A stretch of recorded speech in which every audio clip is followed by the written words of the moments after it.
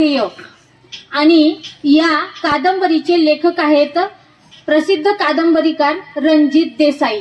या कादंबरीचं मूल्य आहे 150 रुपये आणि पृष्ठ संख्या आहे 253 पृष्ठ, म्हणजे पेजेस, पानं नाही।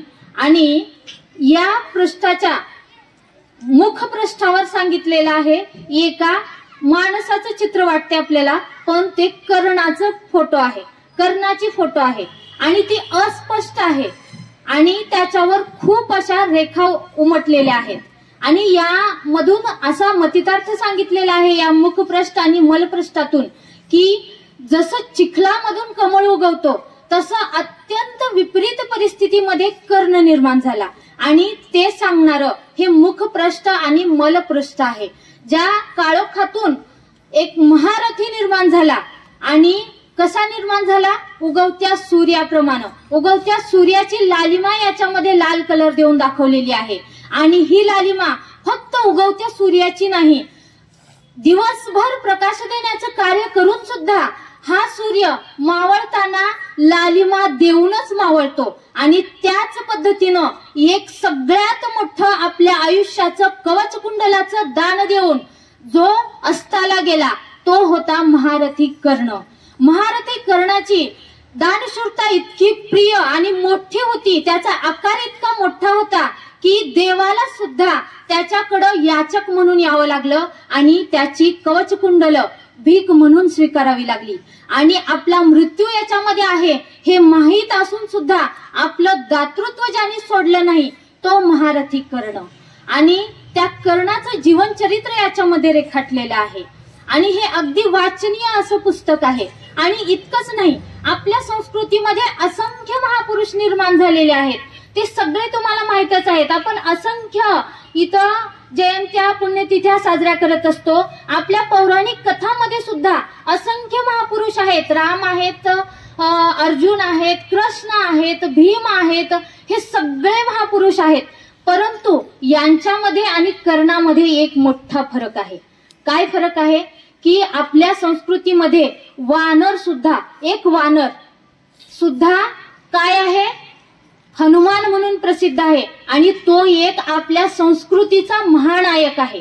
आणि त्याचप्रमाणे महादेवासमोर असलेला, आपला देवादिदेव महादेवासमोर असलेला नंदी जो आपल्याला 24 तास काम करण्याचं आवाहन करतो, श्रमाचं प्रतीक आहे नंदी, आणि तो सुद्धा एक आपला महानायक आहे। इतकंच नाही, अगदी क्षुद्र जीव उंदीर जो गणपतीचं वाहन आहे त्याच्या सुद्धा आपल्याकडे पुराणामध्ये विशेष अशा कथा आहेत। आणि इतक्या सगळ्या महापुरुषांमध्ये एक समानता आहे की हे सगळे महापुरुष एका चांगल्या कुळातून आलेले आहेत, उच्च कुलीन आहेत, त्यांच्या रक्तामध्ये त्यांच्या संस्कारामध्ये तो गुण होता हे सांगितलेलं आहे।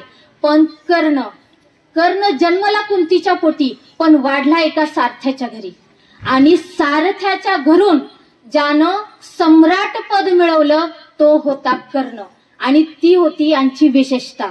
हे पुस्तक समजून घेताना फक्त कर्ण म्हणून नाही, त्यांनी शून्यातून शिखरापर्यंतचा कसा प्रवास केला हे याच्यामध्ये रेखाटलेलं आहे। इतकंच नाही की कर्ण एका महिलेच्या, राजमातेच्या शिलासाठी, त्याला माहित असताना सुद्धा मी एक राजपुत्र आहे हे माहित असताना सुद्धा आयुष्याच्या आपल्या शेवटच्या श्वासापर्यंत त्यांनी आपल्या ओठावर येऊ दिलं नाही की मी कुंती पुत्र आहे।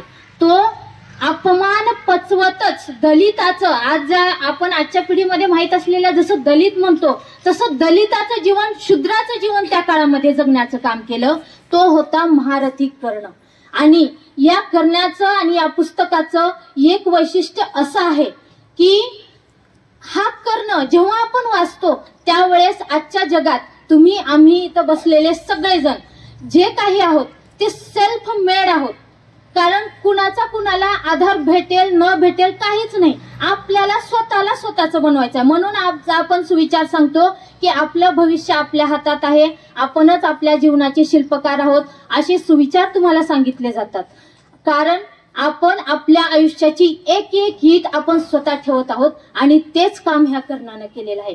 म्हणून ही कादंबरी वाचत असताना माणसाला एक सहज जाणीव होत असते की हे तर माझ्या जीवनातले प्रसंग आहेत, हे तर माझ्या जीवनातले प्रसंग आहेत। मी स्वतः ही कादंबरी 2 वेळेस वाचलेली आहे, एक 3 वर्षाखाली आणि एक 1.5 वर्षाखाली साधारण वाचलेली आहे। आणि 2 वेळेस सुद्धा मला याच्यातून वेगवेगळे नवीन अर्थ समजले। ही आहे ह्या लेखकांच्या मांडण्याची किमया आणि त्यांच्या जीवनाची किमया, त्यांच्या जगण्याची किमया। आपण कोणत्या परिस्थितीत जन्मू, कमळाला माहित नाही मी चिखलामध्येच का उगवलो, मला माहित नाही मी माझ्याच कुटुंबात का जन्मले, इथं जमलेल्या कुणाच मुलाला किंवा बनलेल्या मॅडमला सुद्धा माहित नाही की मी त्यांच्याच पोटी का जन्मले। पण त्यांच्या पोटी जन्मून त्यांच्या विपरीत परिस्थितीतून आज डॉक्टर बनणं म्हणजे कर्णाचं प्रतीक यांच्यामध्ये दिसतं मला। आणि ते म्हणजे हे पुस्तक आहे। तुम्हाला जेव्हा वेळ भेटेल तेव्हा हे पुस्तक वाचाच, मी असं तुम्हाला आवाहन करते। वाचूनच बघा, यामध्ये तुमचा स्वतःचा सुद्धा एक रोल तुम्हाला सापडून जाईल। धन्यवाद। मी कदम निशिदा आज तुम्हाला पुस्तक परिचय देणार आहे। हे पुस्तक आहे तुमचे यश तुमच्या हाती। या पुस्तकाचे लेखक आहेत डॉक्टर AP पेरेरा। याची पृष्ठसंख्या आहे 144 आणि याचे मूल्य आहे फक्त 150 रुपये। कोणत्याही क्षेत्रात यश मिळवायचे सोपे आहे, पण गरज आहे जिद्दीची, दूरदृष्टीची आणि महत्वाकांक्षेची। वर्तमानाच्या प्रयत्नातून आपल्या भविष्याचे शिल्पकार व्हायचे असले तर आपल्या या पुस्तकातील टिप्स नक्की मदत करतील। या पुस्तकाची मांडणी 30 दिवसात केलेली आहे। या 30 दिवसाच्या पुस्तकाच्या मांडणीत तुम्हाला यशाकडे जाण्याचा मार्ग मिळेल। धन्यवाद। माझे नाव गायकवाड राघव दिगंबर आहे। मी आज तुम्हाला महापुरुषांची जीवनकथा या पुस्तकाचे स्पष्टीकरण देणार आहे। या पुस्तकामध्ये पृष्ठसंख्या 132 पेजेस आहे आणि या पुस्तकाची किंमत 25 रुपये आहे। या पुस्तकाचे अनुवाद लिहिणारे स्वामी शिवानंद आहेत। या पुस्तकामध्ये स्वामी विवेकानंदांच्या विदेशामध्ये थोर महापुरुषांवर केलेले भाषण संग्रह लिहिलेले आहे। त्यामध्ये प्रभू श्रीराम, भक्त हनुमान, श्रीकृष्ण, अर्जुन, येशू ख्रिस्त, भगवान बुद्ध यांच्याविषयी स्वामी विवेकानंदांनी विचार मांडले आहेत। धन्यवाद। मी बिरादर वेदांत आज तुम्हाला एका पुस्तकाचा परिचय देणार आहे। त्या पुस्तकाचे नाव आहे छत्रपती संभाजीराजे एक चिकित्सा। या पुस्तकाचे लेखक आहेत डॉक्टर जयसिंगराव पवार। या पुस्तकाची पृष्ठसंख्या 142 आहे आणि या पुस्तकांचे मूल्य फक्त 220 रुपये आहे। छत्रपती संभाजी महाराज हे मराठ्यांच्या इतिहासातील एक वादग्रस्त व्यक्तिमत्व। छत्रपती संभाजी महाराजांवर अन्याय कुणी केला, इतिहासकारांनी की बखरकारांनी या साहित्यकारांनी? छत्रपती संभाजी महाराज दिलेर खानास का मिळाले? छत्रपती संभाजी चरित्रामधील महाराणी सोयराबाईंची भूमिका कोणती? गोदावरीचा प्रसंग खरा आहे का? छत्रपती संभाजी महाराजांनी प्रधानांना शिक्षा का केली? छत्रपती संभाजी महाराजांनी मृत्यूला कसे सामोरे गेले?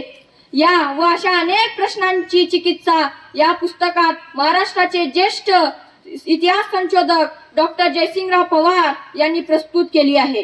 धन्यवाद। आज तुम्हाला एका सुंदर अशा कादंबरीचा परिचय देणार आहे, जिचं नाव आहे क्रोंचवध। याचे लेखक आहेत वि.स. खांडेकर। हे या कादंबरीचा मुखपृष्ठ आहे आणि हे मलपृष्ठ। या कादंबरीमध्ये वि.स. खांडेकरांनी आपल्याला संदेश दिलेला आहे की माणसाची बुद्धी बरोबर माणूस जर आपल्या भावनेचा विचार करू लागेल तर क्रोंचवध नक्कीच नष्ट होईल। याची पृष्ठसंख्या आहे 218 आणि मूल्य आहे फक्त 200 रुपये। धन्यवाद।